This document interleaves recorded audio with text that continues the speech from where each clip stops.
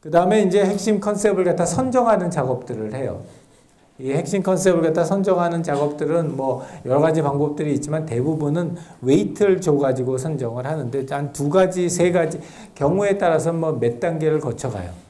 근데 이제 첫 번째 그 심사하는 단계에서는 가급적 많은 그 애들들을 갖다가 빠른 시간 내에 좀 숫자를 줄여주는 그런 역할을 하고, 그 다음에 나중에 이제 선정하는 단계에 가면은 실제로 걔네들을 갖다가 구체성을 갖다 좀 더 높이는 그런 방안을 하는데, 이제 대부분의 그 실제 심사하는 과정이나 채점하는 과정은 우리 그 교재에 아주 자세하게 나와 있어요. 그래서 교재를 참조하면 되고, 한 가지만 내가 강조를 하고 싶은 거는 여기에 보면은 여기 요 부분이에요.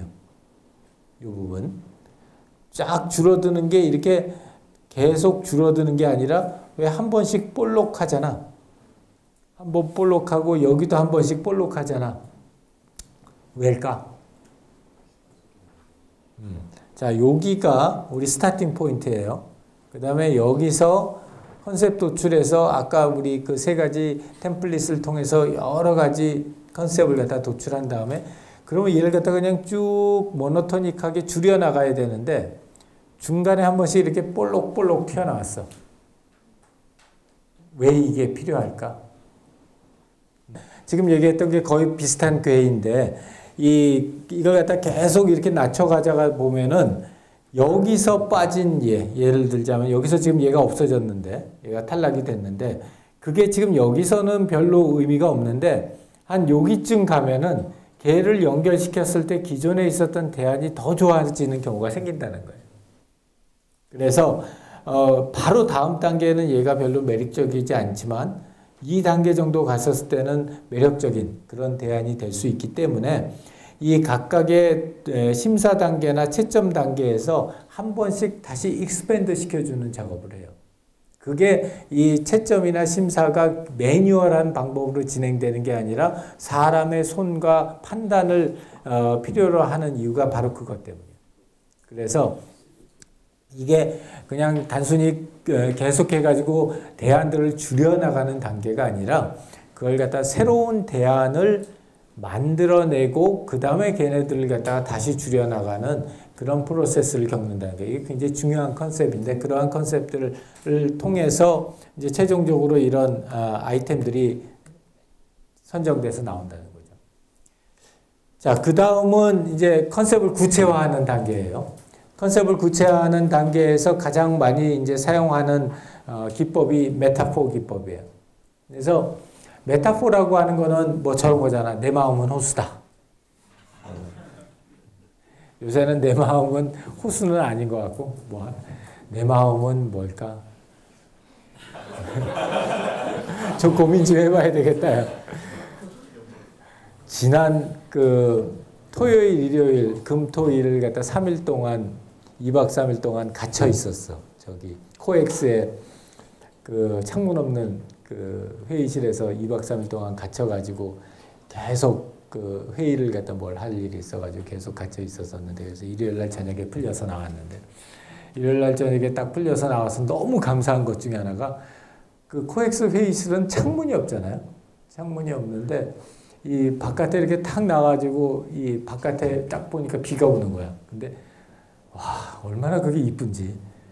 그래서 이 그 창이라고 하는 거 굉장히 중요하겠구나 하는 생각을 했는데, 그런 것처럼 우리가 어떤 뭐 물건을 보거나 또는 어떤 서비스를 보거나 할 때 나름대로의 우리의 창을 가지고 봐요. 어떤 프레임으로 보느냐 하는 그 창이, 메타포가 그 창의 역할을 하는 거야. 그래서 내가 이 메타포라는 걸 할 때 가장 기본적인 컨셉이 이 소스 도메인이라는 것과 타겟 도메인이라는 두 가지의 컨셉이에요. 그 다음에 이제 매핑이라고 하는 컨셉이 있는데, 소스 도메인이라는 거는 뭐냐면은 여러분들이 잘 알고 있는 도메인.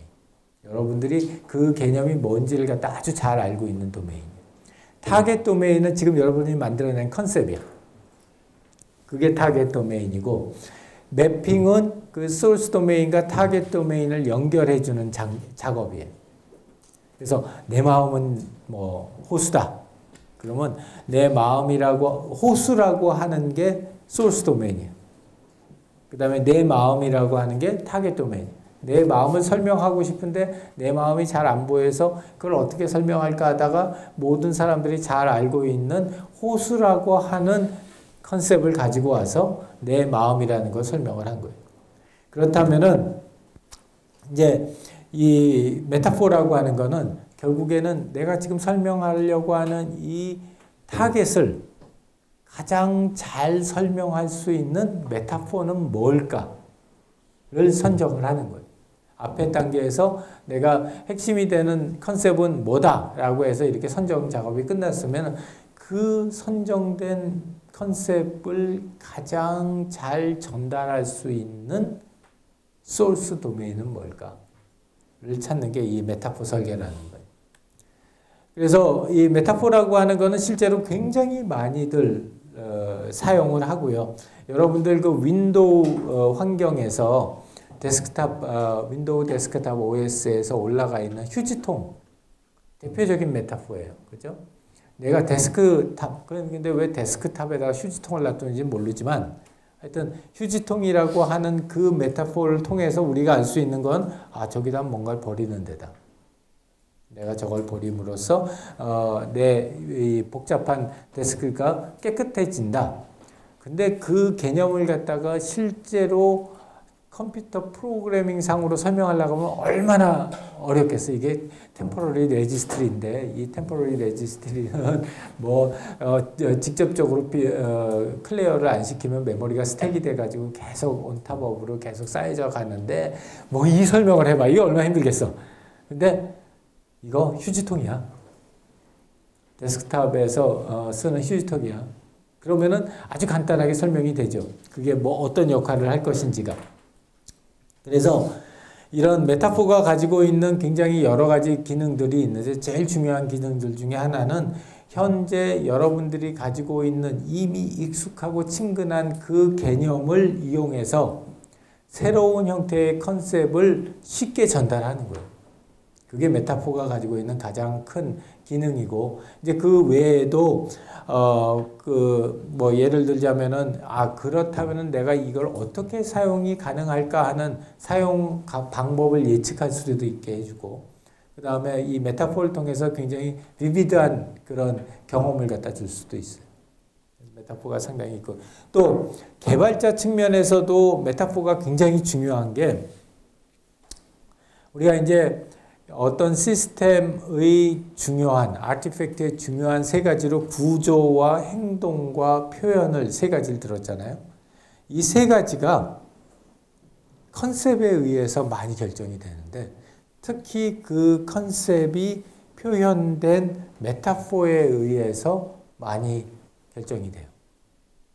다시 얘기하면은 내가 어떤 메타포를 딱 설정하면 거기서부터 시작해서 내가 지금 하려고 하는 프로덕트나 서비스의 구조는 대충 어떤 구조가 될 거고, 어떤 행동을 할 거고, 어떤 모습을 할 거다 라는 게 어느 정도 픽스가 된다. 물론 이제 그 다음에 그걸 갖다 더 리파인하는 작업을 갖다 진행을 하겠지만, 그래서 이 메타포를 갖다가 내가 뭘로 설정하느냐 하는 거는 굉장히 중요한 결정이에요. 그리고 그런 결정을 갖다가 제대로 하기 위해서 굉장히 정밀한 방법론들이 있어요. 그런 방법들을 갖다가 우리 교재에서 굉장히 자세하게 설명을 하고 있고, 그 전에 이런 메타포를 보면은 여러 가지 종류의 메타포가 있어요. 어떤 사용 목적에 따라서 분류하기도 하고, 여러분들 배웠던 상호작용 스타일에 따라서 분류하기도 하고, 적용 대상 또는 대칭이 되는 대상에 따라서 분류를 해요. 그리고 또 메타포를 갖다 얘기할 때 우리가 많이 얘기하는 것 중에 하나가 세 가지 대칭이 되는 대상에 대한 종류를 많이들 얘기를 해요. 표면적인 메타포가 있고, 구조적인 메타포가 있고, 그 다음에 한목적적인 메타포가 있다. 프라그매틱한 메타포가 있고, 스트럭처럴한 메타포가 있고, 슈퍼피셜한 메타포가 있다. 표면적인 메타포는 대상이 되는 타겟과 생긴 게 비슷한 거예요. 구조적인 메타포는 생긴 거는 달라도 되는데 내부에 있는 스트럭처가 비슷한 거. 한목적 메타포는 생긴 것도 달라도 되고 구조도 달라도 되는데 그게 존재하는 목적이 비슷한 거. 그래서 한목적 메타포 대표적인 예로 예를 들자면 방화벽 이런 거예요. 방화벽이다. 그러면은 옛날에 우리 성벽이잖아.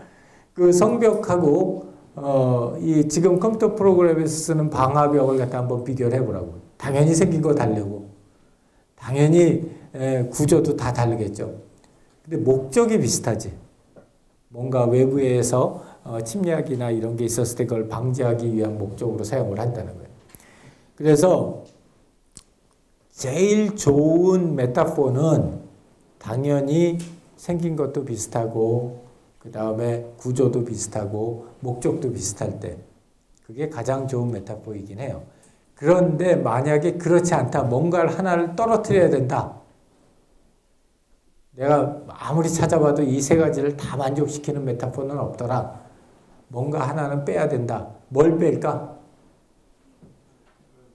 표면적. 생긴 것 자체는 그렇게 오래 가지 않는다는 거예요. 그 다음에 또 빼야 된다. 그럼 구조적이겠지. 최종적으로 남아있어야 된다면 목적의 비슷한 거. 이게 제일 중요한 첫 번째 리퀘어먼트가 된다는 거예요.